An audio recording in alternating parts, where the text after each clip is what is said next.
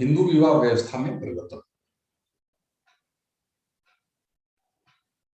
बहुत सारी परिवर्तनों की सामान्य चर्चा की जो एक श्रृंखला थी, वो पिछले व्याख्यान में हम लोग उस मुद्दे पर काफी कुछ हमने आपको अपने एंड से डिस्कस किया था। बट जब हम पढ़ते हैं कि जब हमारे सामने एक प्रश्न मुख्य परीक्षा में आता है और वो प्रश्न केंद्रित होता है कि हिंदू विवाह व्यवस्था में परिवर्तनों की चर्चा कीजिए, या ऐसे कौन कौन से कारक हैं जो हिंदू व्यवस्था में परिवर्तन के लिए उत्तरदायी है, या शब्दावली कुछ भी हो सकती है लेकिन उसकी मूल भावना कुछ इसी प्रकार प्रश्नों में रहती है।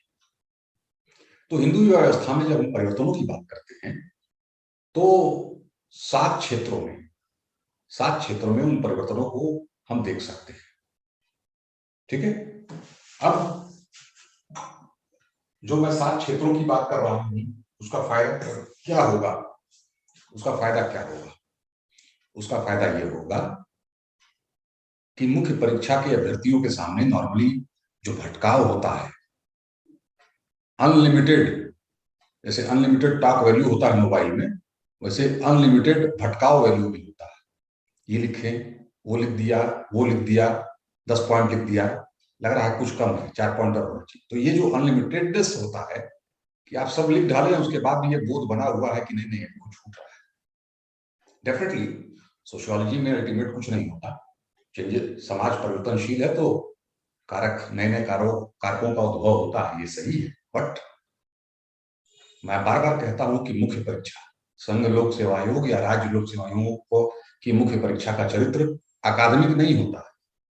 आपने लिख दिया, समसामयिक है, जो कारक वास्तव में उस जिसके लिए उत्तरदायी है वो लिख दिया, आपका उत्तर हो गया। और आपके एजुकेटर ने जो आपको सुझाया है उस फॉर्मेट में आपने लिखा तो आपका उत्तर हो गया। तो बहुत ज्यादा उसमें भटकाव या डायलेमा नहीं होना चाहिए कि अरे नहीं नहीं वो ऐसे नहीं ऐसे होना चाहिए, कुछ नहीं। आप भरोसा रखिए, आपको जो स्टडी मटेरियल हमारे एंड से दिया जा रहा है उसको बार बार पढ़िए। जैसे जो स्टडी मटेरियल आज आपको प्रोवाइडेड है उसको कम से कम 5 बार आप पढ़िए, 5 बार।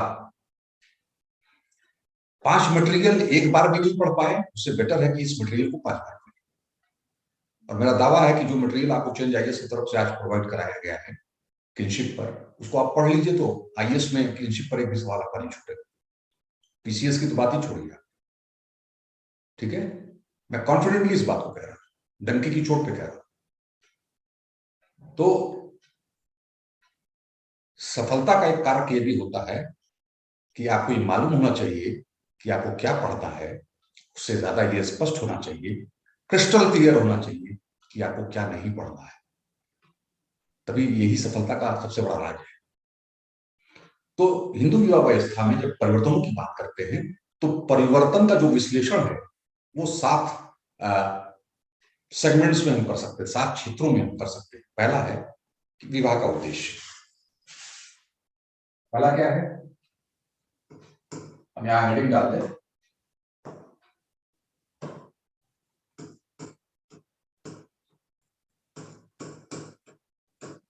हिंदू विवाह में परिवर्तन। ठीक, अब हिंदू विवाह में जो परिवर्तन का विश्लेषण की बात आती है तो पहला क्षेत्र है विवाह का उद्देश्य। ठीक है, आप कैसे बांटेंगे?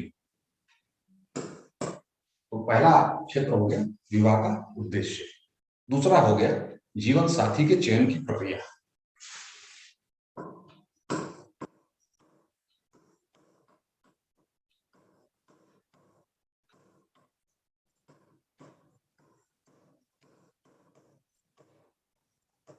ठीक है, दूसरा क्या हो गया वरुण? जीवन साथी के चयन की प्रक्रिया। तीसरा हो गया विवाह का प्रकार। विवाह का प्रकार, नम्रता समझ में आ रहा है? ठीक है, यस सर। विवाह की, चौथा है विवाह की आयु।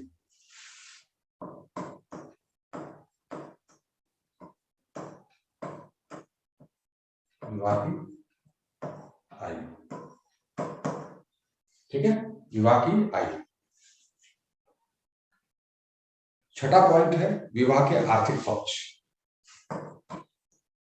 सॉरी पांचवा, विवाह के आर्थिक पक्ष।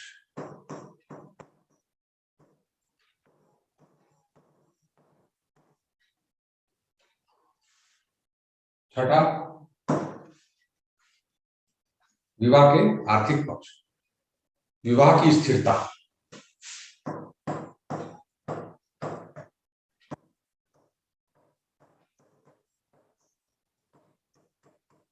और सातवां है विधवा पुनर्विवाह, विडो रीमैरिज।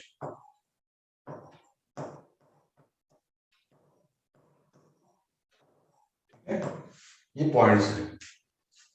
अब आपने अपनी सीमाओं को तय कर लिया, और ये आपने नहीं तय किया, आपने सोशियोलॉजी अनुशासन के अनुरूप हिंदू विवाह में परिवर्तनों के विश्लेषण को साथ उसमें तय कर लिया। अब इस विश्लेषण को तय करने से हो गया कि मुख्य परीक्षा का उत्तर लिखते समय ये भटकाव नहीं है कि आठवां भी कुछ है, कुछ नहीं। आपको इस 7 आधारों पर ही अपने को फोकस करना है, ठीक है। आधार तो 2 एक अभी हम लिखवाना चाहें तो और भी बन जाएंगे, लेकिन वो उसकी कोई बहुत महत्ता नहीं है, कम से कम प्रतियोगी परीक्षाओं के दृष्टिकोण से। अकादमिक अगर होती तो हम 2 4 5 और लिखवा देते, ठीक है। तो ये आपको जानना जरूरी है कि आईएएस मुख्य परीक्षा या पीसीएस मुख्य परीक्षा में सारा सोशियोलॉजी नहीं उगलना है, उसकी जरूरत भी नहीं है, ठीक है ना। तो अब जब हम उद्देश्य की बात करते हैं, तो अभी जब हम कल अपने पिछले व्याख्यान में चर्चा कर रहे थे, नोट कर लिया है ना आप लोगों ने? ये नोट कर लिया है? जी सर, नोट कर लिया। तो अब आप देखिए, जब हम चर्चा कर रहे थे तो विवाह के उद्देश्य में जैसे हम परिवर्तन की बात करते हैं, आप समझिए जरा सा इन पॉइंट्स को कैसे आपको एलिब्रेट करना है। तो जब विवाह के उद्देश्य की बात हम करते हैं, परिवर्तन क्या हो गया? हिंदू विवाह में विवाह पहले धार्मिक संस्कार था, यानी धर्म से जुड़ा हुआ एक विषय था, धर्म से जुड़ा हुआ एक आवश्यक संस्कार था, धर्म से जुड़ा हुआ एक आवश्यक क्रिया थी, धर्म से जुड़ा हुआ एक ऐसा अनुष्ठान था जो गृहस्थ आश्रम में प्रवेश करने का पहला सोपान था। ये सारी चीजें हैं। तो धर्म से क्या हो गया? साहचर्य तक हो गया, धर्म से साहचर्य तक, ठीक है। कंपेनियनशिप मतलब क्या हो गया? पहले पूरक 7 जन्मों का साथ, अब क्या हो गया? अब विवाह का उद्देश्य, ठीक है, हमने आपको कल बताया भी था, भौतिकतावाद आ गया। भौतिकतावाद तो आ ही गया। मैंने आपको टाइप भी बताया था कि ऐसे भी विवाह होते हैं उपयोगितावादी सर विचार, उपयोगितावादी विचारधारा सर आ गई है। बिल्कुल, कि हमको संतान नहीं पैदा करनी है, तो संतान नहीं पैदा करनी है तो फिर पत्नी का उपयोग क्या हो गया? सेक्सुअल डिजायर, रति क्रियाओं को पूरा करना, है ना, शारीरिक सुख की प्राप्ति करना। और सर भावनात्मक जो है सर ना, जो संबंध थे, भावनात्मक पक्ष भी सिर्फ चले गए हैं। बिल्कुल कम हुए हैं, चले नहीं गए, कम हुए, खत्म नहीं हुए, न्यून हुए। अधिक होते हैं या न्यून होते हैं, जिन खत्म हो जाएंगे उस दिन तो फिर बहुत कुछ टूट फूट जाएगा, सामाजिक संस्था में बहुत बड़ा टूट फूट हो जाएगा। लेकिन न्यून हो गए, कम हो गए, है ना, या क्षतिग्रस्त होते जा रहे हैं, आप इस तरह से कह सकते हैं। तो इस तरीके से आपको मान लीजिए पैराग्राफ नहीं याद आ रहा है, आपने पॉइंट्स लिखा, एरो चार्ट बनाया इस तरह से और बना दिया, ये अपने आप में एक इनोवेटिव तरीका है अपनी बात को कहने का, ठीक है। आप नहीं लिख पाए, आपको नहीं ध्यान आ रहा, लेकिन आपको चार्ट याद, तो आपने परिवर्तन में इसी तरीके से किसी में 1 लाइन का होगा, किसी में 2 लाइन का चार्ट होगा, आपने 10-12 लाइन का पूरा चार्ट बना के और 2-3 ठो, अगर ये बड़े सेगमेंट का क्वेश्चन है तो आपने 2-3 डेफिनेशंस दे दी समाजशास्त्रियों का, जिन्होंने परिवर्तन की बात को परिभाषित किया अपने तरीके से, आपका बॉडी पार्ट का जो आंसर है जस्टिफाइड, ठीक है। मैं इंट्रो और कंक्लूजन की बात इसलिए नहीं कर रहा क्योंकि हम लोग यहाँ क्वेश्चन आंसर सेशन नहीं कर रहे, तो वो जब हम उसको क्वेश्चन बोर्ड में आएंगे तो हम इंट्रो की भी बात करेंगे, वहां पर इंट्रोडक्शन कैसा होना चाहिए, प्रस्तावना कैसी होनी चाहिए, ठीक है। तो ये जो मेरे कहने का मतलब है, अब जैसे साथी का चयन, ठीक है, मैं एक पॉइंट और आपको डिस्कस कर दे रहा हूं, बाकी आपके पास मटेरियल है, यहाँ लाइन बाय लाइन नहीं मैं जाऊंगा, आप खाली इस मूलभूत चीजों को समझिए, क्योंकि इस पर काफी कुछ लेक्चर मेरा हो भी गया है। अब साथी के चयन में परिवर्तन, पहले माता पिता चयन करते थे, पहले परिवार चयन करता था, उसके मापदंड दूसरे होते थे, पारिवारिक संस्कार के आधार पर लड़की का चयन होता था। लड़की कितनी पढ़ी है, लड़की कितनी काबिल है,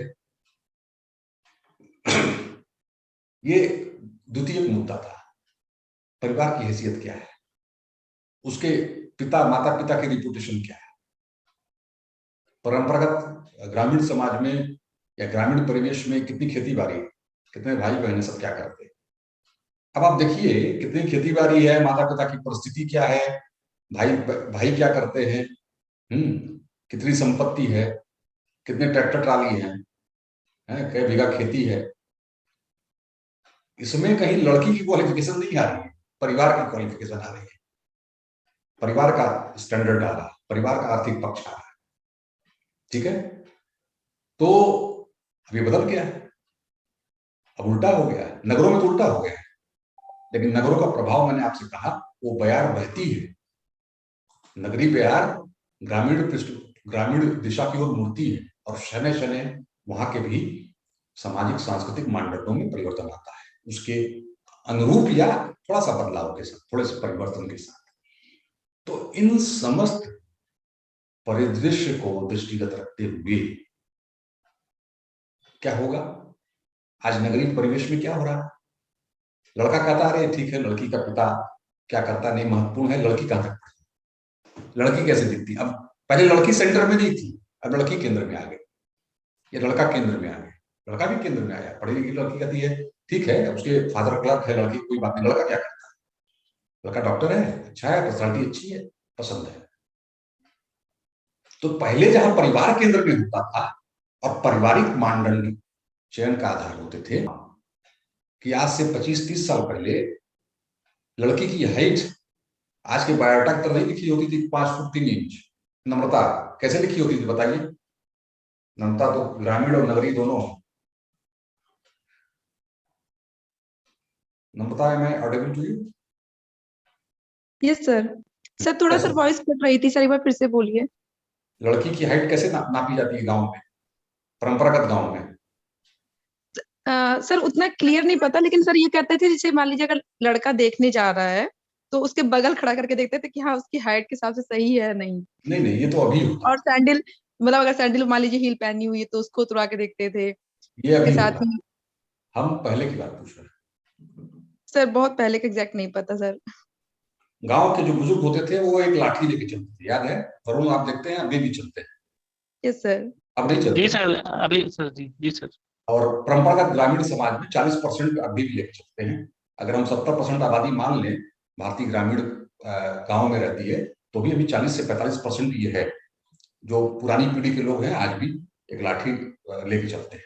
वो पावर का प्रतीक होता है, उनके कॉन्फिडेंस का प्रतीक होता है, ऐसा मेरा मानना है। चौधराहट सर, चौधराहट। वही हुई पावर और स्टेटस का मतलब वही चौधराहट से ही जी है। जी। अलग अलग क्षेत्र में उसकी अलग अलग टेक्नोलॉजी है, इसलिए मैंने चौधराहट शब्द यूज नहीं किया, अथॉरिटी और पावर शब्द यूज किया, स्टेटस शब्द यूज किया। तो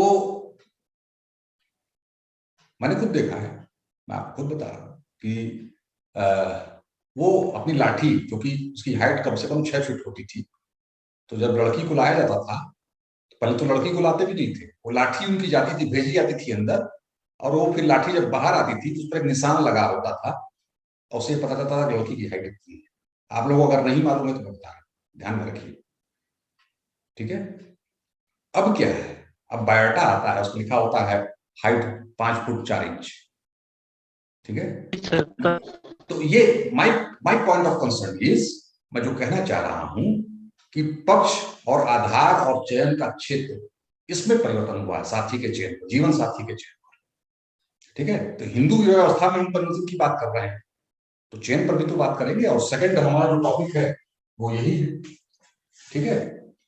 तो क्या क्या इसमें आ गया, इसमें आ गया कि किस प्रकार जब हम पक्ष आधार और चयन का क्षेत्र, पक्ष, आधार और चयन का क्षेत्र। ठीक है, ये सो नोट करते चलिए आप। ये चार्ट आपके पास मास्टर चार्ट हो जाएगा, ये किसी किताब में नहीं मिलेगा।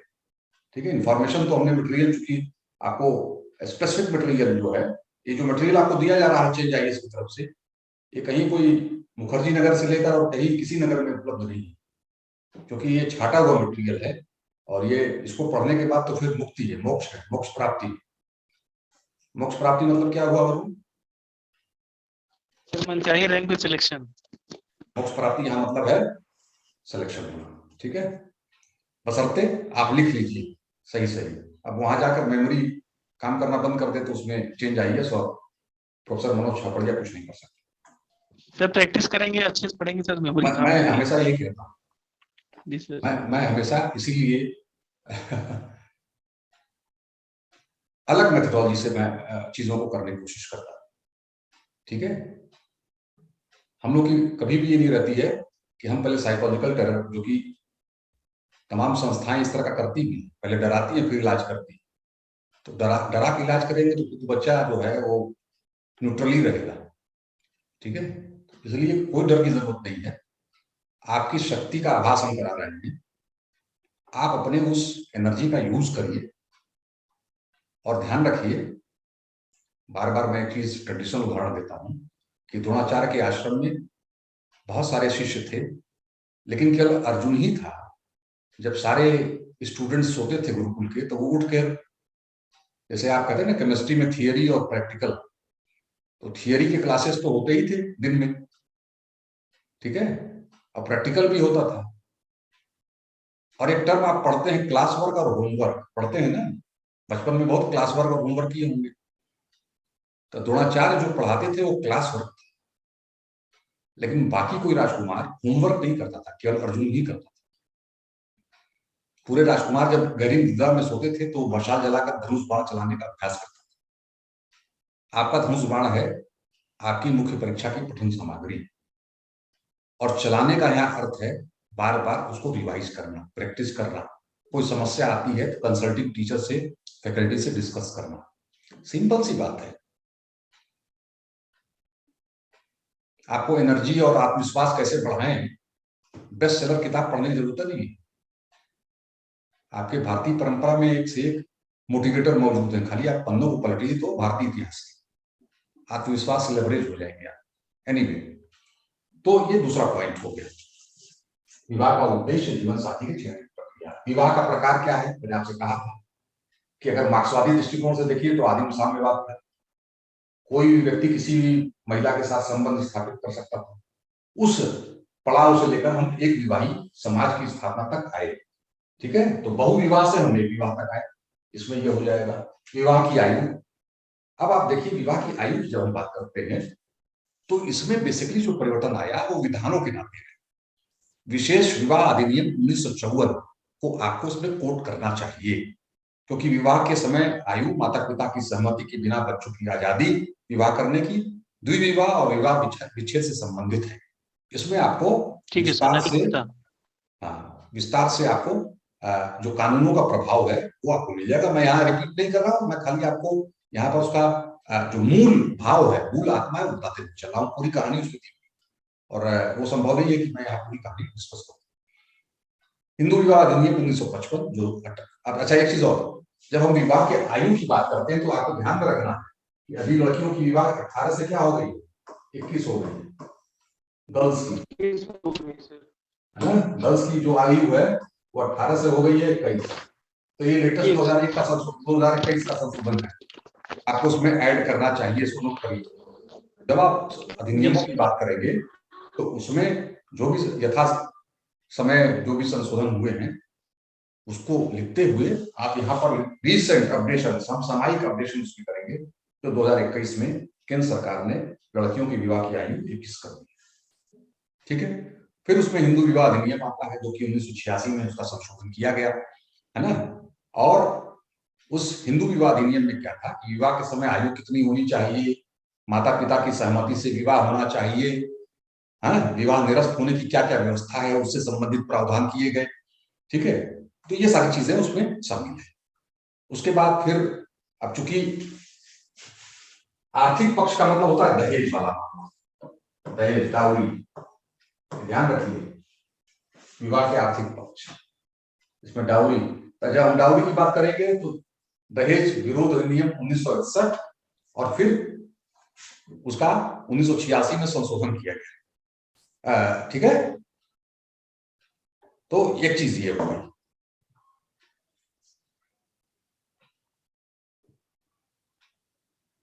नोट कर लिया? Yes sir. तो ये सारी चीजें हैं जो आपको रखनी चाहिए और आपको मेंशन करना चाहिए जब आप हिंदू विवाह में परिवर्तनों की बात करते हैं। विधवा पुनर्विवाह, तो विधवा पुनर्विवाह की सबसे पहले जो चर्चा हुई थी किसने की थी? वेस्ट बंगाल में सबसे पहले किसने की थी? ईश्वर चंद्र विद्यासागर ने सर। अब बताओ, विधवा पुनर्विवाह की सबसे पहले चर्चा किसने की थी? सर केशव चंद्र सेन और ईश्वर चंद्र विद्यासागर दोनों ने सर करी थी, बिल्कुल, और पहले सर सेन साहब ने शुरुआत करी थी। फुल मार्क्स का आता है, ठीक है, तो 20-20, 10 आईएएस में आता है, 15-15, 10 पीसीएस में आता है। तो फुल मार्क्स का मतलब है बड़े क्वेश्चन, अधिक अंकों वाले क्वेश्चन। तो उसमें आपको एक लाइन, उसमें वर्ड लिमिटेशन आपको मिलेगा, 250 शब्दों का स्पेस मिलता है, तो वहां आप उसमें जोड़ सकते हैं। तो आप हवाला देते हुए सर 1856 में एक्ट बना था ना हिंदू विधवा पुनर्विवाह, बिल्कुल, तो 1856 उन्हीं को की आप वजह से उसमें बना था। 1856 को भी कोट करेंगे क्योंकि विधवा पुनर्विवाह अधिनियम 1856 में बना था सबसे पहले। तो वहां से आप उस 1856 के अधिनियम को कोट करते हुए बहुत ब्रीफ में, मतलब इसको बहुत डिटेल मत करिएगा क्योंकि करंट पर ही फोकस रखिए एक लाइन में। और ये सेन के प्रयास से ही बना था। किसके प्रयास से बना था? केशव चंद्र सेन। तो आप बस आपको एक लाइन में यही मेंशन करना है, तो आप कॉन्टेम्पररी सीन पे आ जाइए।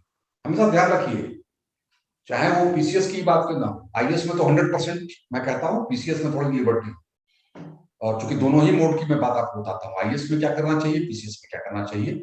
आईएएस में तो 100% आपको करंट अफेयर पर ही आप फोकस रहिए, तो नंबर लबालब मिलेगा। और ट्रेडिशनल जो चीज से कॉपी भरेंगे तो नंबर आपको नहीं मिलेगा, और नंबर नहीं मिलता है। ठीक है, तो इंफॉर्मेटिव होना चाहिए। हाँ भाई, केशव सेन ने सबसे पहले, और प्रयास कैसे किया ये भी आपको लिखना होगा। उन्होंने अपने बेटे का जो विवाह था वो एक विधवा महिला से संपन्न कराकर समाज को एक मैसेज करके किया। संपन्न ये कराया। मैं आपको बता दे रहा हूँ। इनका सब बहिष्कार भी हुआ था सामाजिक। हाँ, तो बहिष्कार तो हर अच्छी चीज का बहिष्कार होता है। हर अच्छे कार्य का भारतीय समाज में एक विशिष्टता यह है कि आप कोई अच्छा काम करेंगे सबसे पहले आपका बहिष्कार। ठीक है, तो जब आपका बहिष्कार हो, मतलब आप कत्ल करके आएंगे तो बहिष्कार होगा, तो वो अच्छा काम नहीं है। आप किसी महिला के साथ दुर्व्यवहार करेंगे, बहिष्कार होगा, तो अच्छा काम नहीं है।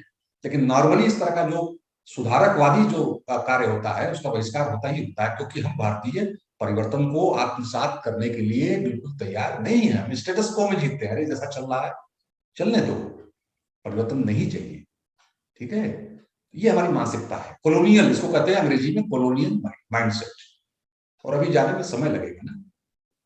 तो ये आपका हो गया हिंदू विवाह व्यवस्था में परिवर्तन का जो कोर एरिया है। उसमें दहेज में जो मैंने आपको यहाँ पर बताया है, तो अब दहेज किस तरह से समस्या है, या हिंदू विवाह व्यवस्था में क्या होता है कि पारंपरिक रूप से दहेज मांगा जाता था। अब क्या है, अब जब लिविंग रिलेशनशिप आ गया, या अब लिविंग रिलेशनशिप में भी एक बहस है कि क्या प्रत्यक्ष दहेज है, क्योंकि लिविंग रिलेशनशिप में भी कैलकुलेशन, संबंधों का आधार खर्चों को बराबर रूप से बांटने का है। तो वो क्या है, क्या वो अप्रत्यक्ष या संशोधित स्वरूप का दहेज का? नहीं, वो संशोधित स्वरूप नहीं है ना। वो आत्मनिर्णय लेने के लिए एक आवश्यक स्पेस है जिसमें लड़का और लड़की आत्मनिर्णय, वो सेल्फ, उनका डिसीजन होता है। ठीक है, तो चाहे रहें या उसमें एग्जिट कर दें। तो ये एक चीज है जो आपको ध्यान में रखनी चाहिए। ठीक है, उसके बाद बाल विवाह जैसी प्रथा है, उस पर रोक लगी है। हालांकि राजस्थान के जैसलमेर और बाड़मेर, ये कुछ ऐसे इलाके हैं जहां पर आंशिक घटनाएं बाल विवाह की देखी जाती हैं। ठीक है, तो ये है हिंदू विवाह व्यवस्था में जो परिवर्तन की हम बात कर रहे थे।